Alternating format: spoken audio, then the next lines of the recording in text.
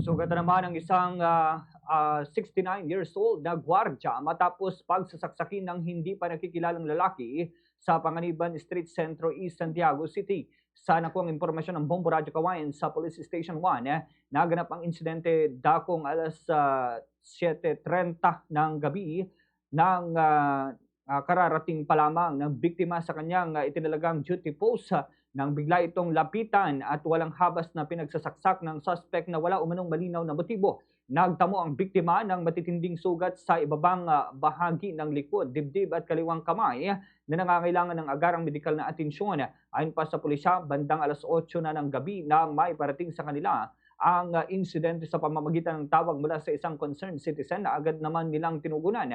Kaagad na isinugod sa ospital ang biktima upang mabigyan ng kaukulang lunas habang mabilis na tumakas ang suspect patungo sa hindi matukoy na direksyon.